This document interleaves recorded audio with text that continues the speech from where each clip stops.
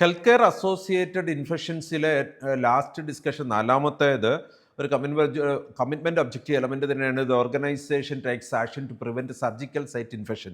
നമ്മുടെ after surgery ആ ഒരു സർജിക്കൽ സൈറ്റിൽ നമുക്ക് ഒരു ടിഷ്യൂസ് കട്ട് ചെയ്തിട്ട് അകത്തേക്ക് ഇൻസേർട്ട് ചെയ്ത് സർജറിയൊക്കെ നടത്തി തിരിച്ചവിടെ വുണ്ട് ക്ലിയർ ചെയ്ത് കഴിഞ്ഞിട്ടുണ്ടാവും. അവിടെ ഒരു ഇൻഫെക്ഷൻ ബാക്ടീരിയ ആ ഏരിയയിൽ കൂടെ അകത്തേക്ക് കടക്കുന്നതിനും അവിടെ ഒരു ബാക്ടീരിയ കോളനി ബിൽഡ് ചെയ്യുന്നതിനും ഒക്കെ ഉള്ള പോസിബിലിറ്റി. SSI ഇൻഫെക്ഷൻ വളരെ സീരിയസ് ആയിട്ട് നമ്മുടെ ഹോസ്പിറ്റലിൽ നോക്കുന്നതാണ്.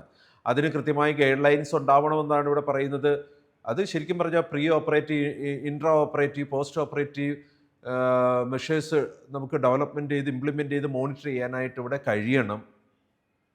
നിർബന്ധമായിട്ടും പ്രീ ഓപ്പറേറ്റീവ്, പോസ്റ്റ് ഓപ്പറേറ്റീവ് ഏരിയകളിലും ഇൻട്രാ ഓപ്പറേറ്റീവ് ഏരിയകളിലും ഈ ബാക്ടീരിയൽ ഇൻഫെക്ഷനുള്ള പോസിബിലിറ്റി പ്രിവെൻറ്റ് ചെയ്യാൻ കൃത്യം മെക്കാനിസംസ് നമുക്കുണ്ടാവണം. സർജിക്കൽ സൈറ്റ് ഇൻഫെക്ഷൻ ആ സർജറി പോസ്റ്റ് ഓപ്പറേറ്റീവ് സർജിക്കൽ കണ്ടീഷൻസിൽ ബിൽഡ് ചെയ്യാം. അതുപോലെ തന്നെ ഇൻട്രാ ഓപ്പറേറ്റീവ് കണ്ടീഷൻസിലും പ്രീ ഓപ്പറേറ്റീവ് കണ്ടീഷൻസിലുള്ള ഹൈജീൻ ഒക്കെ വളരെ ഇമ്പോർട്ടൻ്റ് ആണ്. ഇതിന് കൃത്യമായ മാനദണ്ഡങ്ങൾ ഡോക്യുമെൻറ്റഡ് ആയിട്ടുണ്ടായാൽ നല്ലത്. കൃത്യമായ പ്രാക്ടീസസ് നമുക്ക് ഉണ്ടാവണം. അല്ലെങ്കിൽ ഹെൽത്ത് കെയർ അസോസിയേറ്റഡ് ഇൻഫെക്ഷൻസ് നമുക്ക് കൂടുതൽ ചെലവ് പേഷ്യൻസിനുണ്ടാക്കുന്നതിന് കാരണമായേക്കാം. കാരണം ആ ഒരു ഇൻഫെക്ഷൻ മൂലം വീണ്ടും അവർ ട്രീറ്റ്മെൻറ്റ് കണ്ടിന്യൂ ചെയ്യേണ്ടി വരാം. അനാവശ്യമായിട്ട് പുതിയൊരു പ്രശ്നം അവരിൽ ബിൽഡാകാം.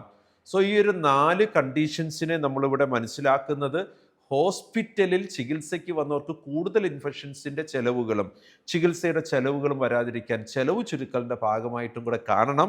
കാരണം നമ്മുടെ ഹോസ്പിറ്റലിലേക്ക് എത്തുമ്പോൾ ഒരു സർജറി അല്ലെങ്കിൽ മറ്റൊരു കാര്യങ്ങൾക്ക് വേണ്ടി ധാരാളമായി അവർ പണം ചിലവഴിക്കുന്നുണ്ട്. അതിൻ്റെ കൂടെ അനാവശ്യമായൊരു ചിലവും കൂടെ ഉണ്ടാക്കുന്നു. സമൂഹത്തിനുള്ള പ്രൊഡക്ടിവിറ്റി നഷ്ടം, അവരുടെ വീണ്ടും ഡിലേ ഓഫ് ട്രീറ്റ്മെൻറ്റിൽ ഉണ്ടാകുന്നുണ്ട്.